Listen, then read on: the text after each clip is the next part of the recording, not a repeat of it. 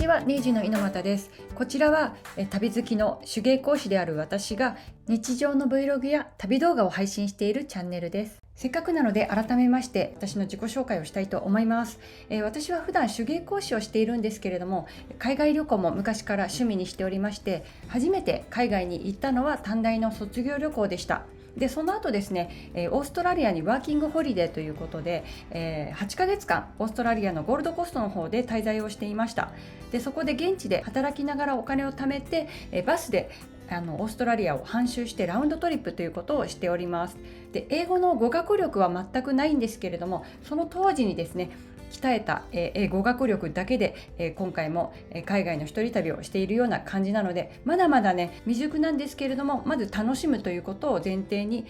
旅をしております。そして結婚してからも家族旅行はほとんど個人旅行で節約しながら旅をしてきました。で2018年ぐらいから一人旅をするようになりまして、コロナ禍でまたできなくなったんですけれども、2023年から一人旅を再開しております。その時の様子からまた総集編として紹介していきますので、よかったらこちらのチャンネルも登録していただいて一緒に旅を楽しんでいただけたら嬉しいです。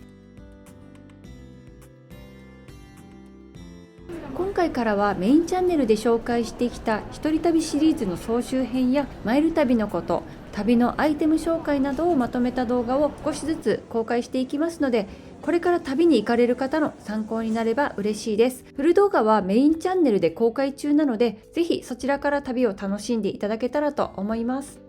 今回の動画は楽天プレミアムカードの紹介とプライオリティパスを使ったラウンジの紹介やアナの特典マイルのことなど紹介していきますので、よかったら最後までご視聴いただけると嬉しいです。楽天カードといえば通常はね年会費無料なんですけれども、こちらのカードはね年会費1万1000円かかるんですよ。でもそれでもね旅行行く方にはすごくお得な特典がついてきますので、その点もね紹介していきたいと思います。実際にですね私も利用したんですけれども、空港ラウンジを利用できるのはビジネスクラスとかちょっとね地位の高いクラスの方だけだと思っていたので、この楽天カードを作るだけで使える特典っていうのは非常にね魅力的だったので、こういうね情報を知っておくだけでも旅の楽しみ方がまた変わってきますので、よかったら今回の動画も参考にしていただけたらと思います。それでは早速ここからはパソコンの画面に切り替えて解説していきたいと思います。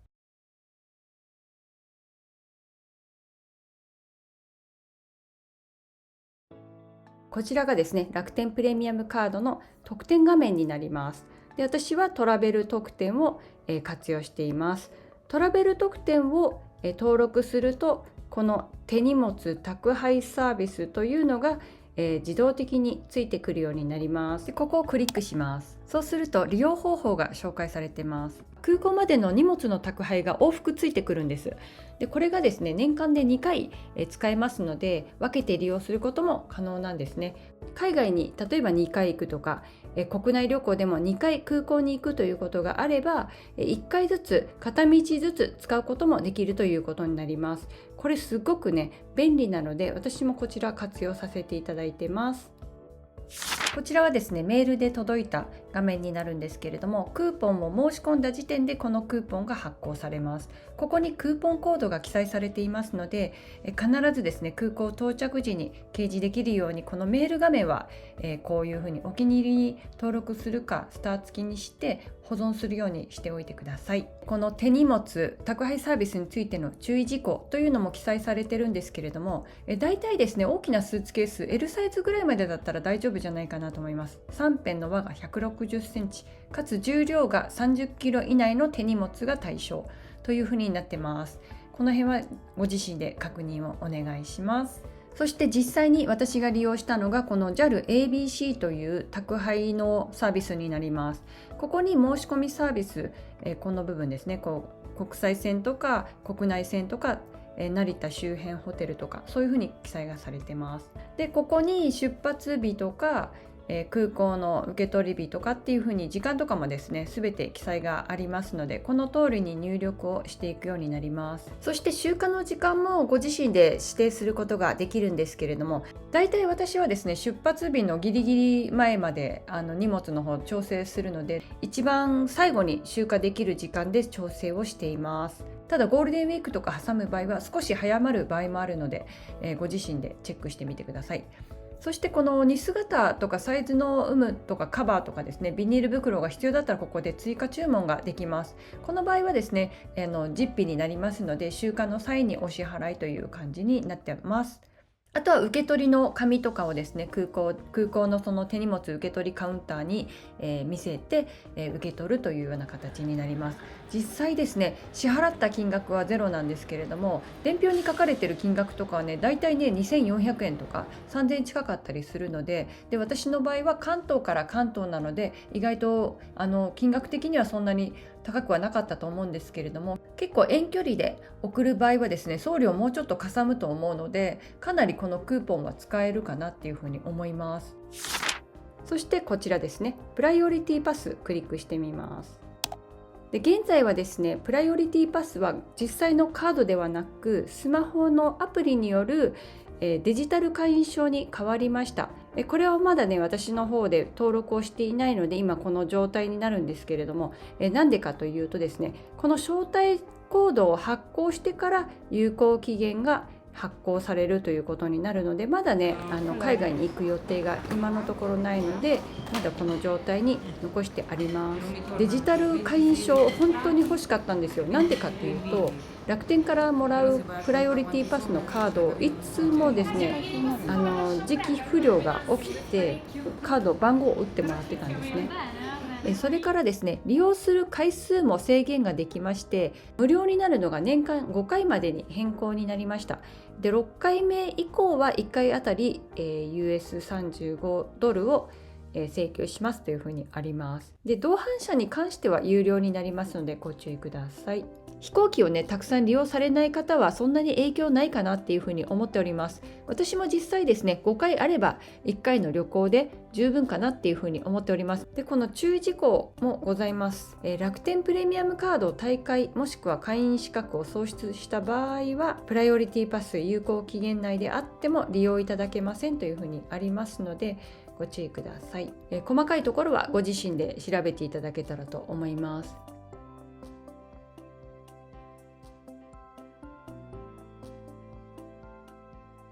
楽天ポイントでANAのマイルに変更することができるんですよ。これをねちょっと実際にやっていきたいと思います。そのためにポイントを貯めても換金せずにいました。この貯めとくモードにするとポイントに対して利息が出ますよというような感じになっております。なので普段使わないのであればこれをオンにしておくといいと思います。このオンオフはいつでもできるようになってます。まずここを貯めとくをオフにします。そしたらこの利息プラスポイントですね、ここのポイントを引き出すをクリックします。上限である2万ポイントを引き出します。ポイントを引き出した後はこのポイントを使うをクリックします。一番下の方にスクロールしていくとここをクリックします。この認証コードを送信して手続きを始めていきます。そうするとこういう画面になります。楽天ポイントが2ポイントでANAマイル1マイルとして交換することができます。1回につき5000ポイントが上限になってます。さらにですね、1ヶ月につき上限は2万ポイントになりますので、5000ポイントでやる場合は4回までこの2万ポイントで交換できるのがANAマイルは1万マイルということになります。でこのANAマイルの方にもですね、特典マイルの有効期限が3年というふうにありますので、使わない場合はですね、あんまり交換しちゃうとその期限が短くなってしまうので、できるだけ使うとき予定が経った頃に変えるようにしています。はい、では実際の私のですねANAの特典マイルのページになります。最近の、ANAマイルの貯め方としてはこんな感じになります。こちらのANAPayバーチャルカードっていうのもマイルが貯まるんですけれども、実際に普段使っているクレジットカードから ANAPayにチャージをして普段のお買い物に使ったり、あとは Suica のチャージもしています。Suica のチャージはクレジットカードからチャージしてもポイントが加算されないんですけれども、このバーチャルカードを使うとポイントがつくようになってます。ポイントっていうかね、マイルになります。でこの楽天ポイント移行マイルというふうにあります。これが先ほど説明した楽天ポイントから移行されたマイルになります。1回5000ポイントを換金して2500マイルになっております。それからですね、このアナマイレージモールというのは、このアナマイレージモールから経由して楽天市場で買い物するとポイントが貯まっていくような感じになっているので、私は普段こういう感じで利用しています。だいたい私の貯め方はこんな感じですね。クレジットカードで貯めるというよりはですね、このカードを作って貯めたりとかですね、このアナペイマイル、そういうキャンペーンを利用してポイントを多めに貯めているような感じになります。で、最近で言うと8月のこの特典航空券ですね、これを使っております。これを使うことで一気にマイルの方が減りましたね。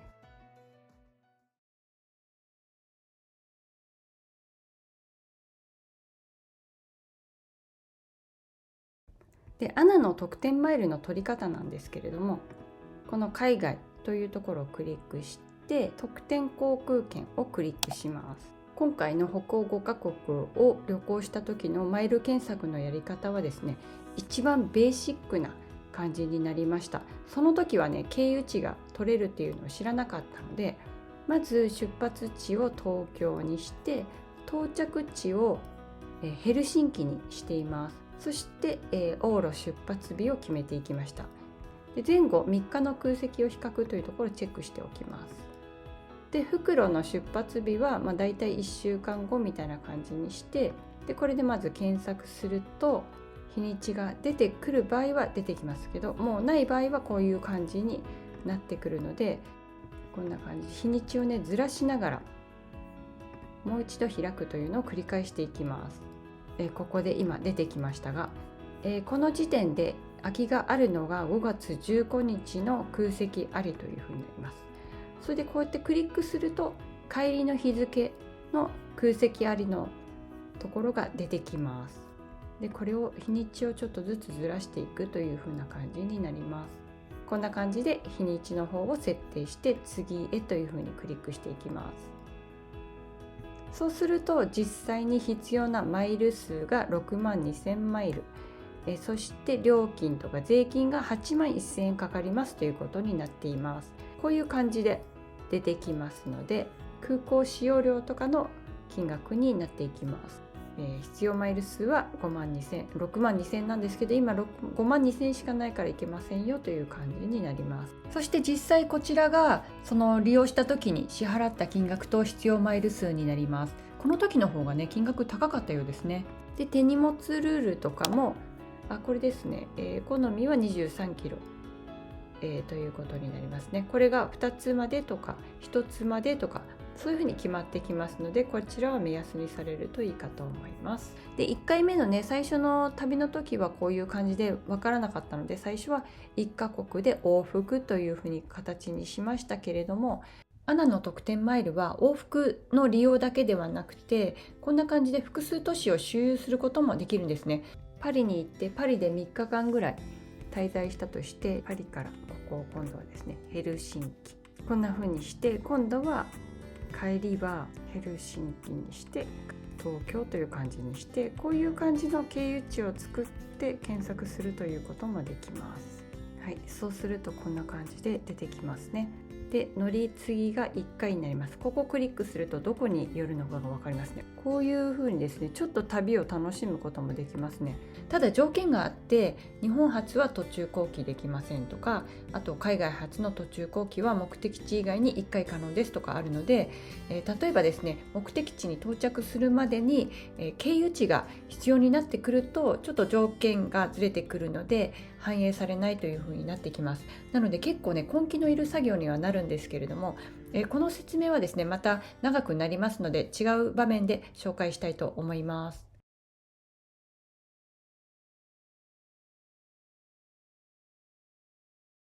それではここからは旅の様子とラウンジ利用の様子を紹介していきたいと思います。よかったら最後までお付き合いください。飛行機の座席はいつも悩むんですけれども、今回一人だったのでやっぱり窓側の席がいいなと思って選んだんですけれども、深夜便の時は通路側の方がおトイレは行きやすいかなと思います。そして高嶺の花だったビジネスクラスなんですけれども、こちらもアナの特典マイルで次の旅行で利用していますので、そちらの紹介もまた楽しみにしていてください。飛行機は遅れたんですけれども、フランクフルトに到着したのは予定時刻通りで朝の5時半になります。4年ぶりの海外だったので何もかも新鮮だったし、すごいもうワクワクしてるところです。今はもう160円近くなってますからね、かなりお買い物するには非常にお高い感じにはなっていきますね。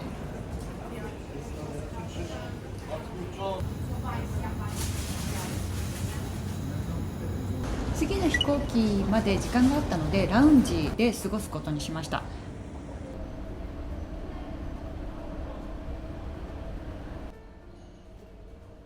初めての空港ラウンジを利用してみました。朝早く到着したんですけれども、もうすでにラウンジの方オープンしてたのでフランクフルトをいただいたり、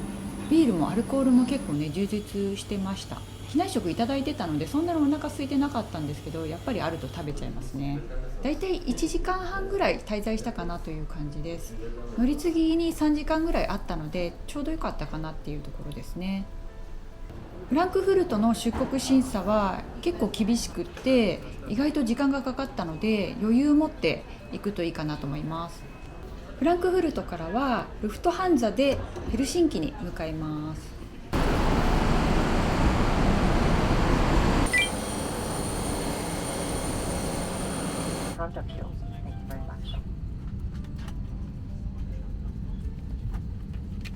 フランクフルトからヘルシンキまではだいたい3時間ほどだったかなと思います。ただ時差が1時間あるのでヘルシンキは1時無事到着です。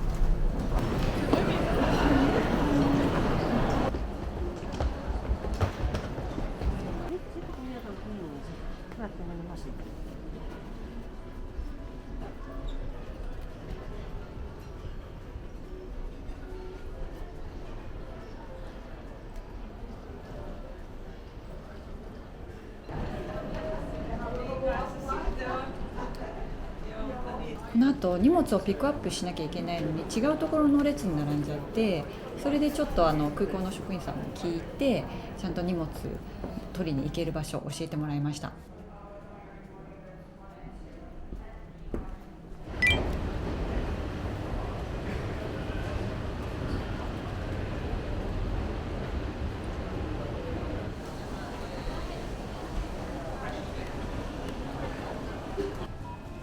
空港の中にスーパーがあるって珍しいですよね。ちょっとお値段チェックのために中入ってみました。デリとかも結構充実してて実際滞在中利用しましたね。あとお水はちょっとやっぱり高かった。お水とかアルコールもねちょっとお値段高かったです。あとムーミンのマグカップとかもありましたよ。パンもね美味しそうだった。電車の乗り場もあって、ここからそのまま市内に直結してるんですよね。だいたい30分ぐらいで行けたかなと思います。でこの後ようやく荷物を預けようというところなんですけれども、もうすでにオンラインチェックインを済ませてあるので、あとはチケットと荷物を預けるラベルの方を発行していきま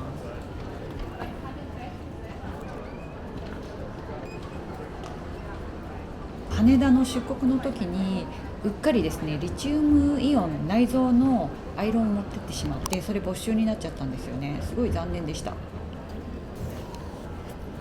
でボーディングパスはオンラインでも見れるんですけど、念のためですねこう発見してます毎回。で荷物を載せたらもうびっくりしたんですけど 22.5 キロになってました。荷物預けて身軽になったのでちょっともう一回外に出てきました。すごい綺麗な青空でもう気持ちよかった。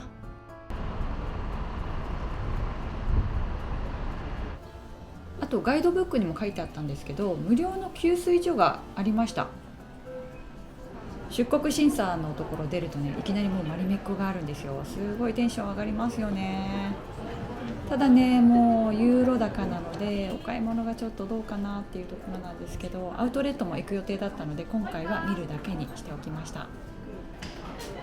春の新作とかもたくさん並んでましたよ。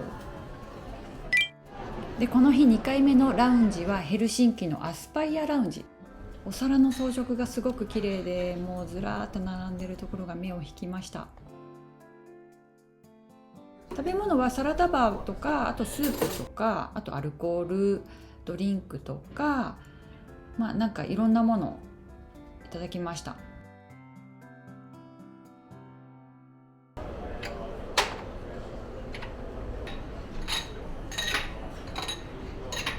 でカップがねすごいの、これ全部いったらなんですよ。ヘルシンキからコペンハーゲンまではフィンエアーを利用しました。機内食ないと思ってたんですけど、お水いただきました。ナプキンが可愛かったです。帝国通りカストループ空港に到着です。ヘルシンキからコペンハーゲンまではだいたい1時間半ぐらいでした。ヘルシンキとの時差も1時間ですね。コペンハーゲンも空港の中がすごくねおしゃれでした。コペンハーゲンのラウンジはこのグリーンが綺麗なところの2階にありました。こちらはコペンハーゲンからノルウェーに行くときに利用しました。今回はフランクフルトとヘルシンキもラウンジ利用したんですけれども、ここは種類も豊富でおすすめです。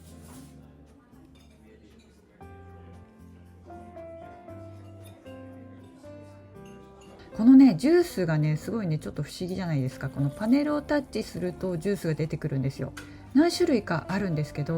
同じ蛇口っていうの、この水道のところから出てくるって不思議ですよね。ラウンジは広くて座る席もゆったりしてました。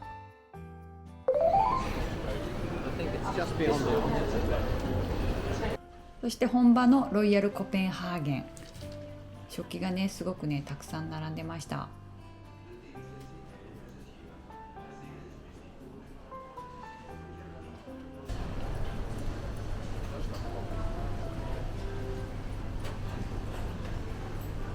このイニシャルのカップもおしゃれですごくね目移りしました。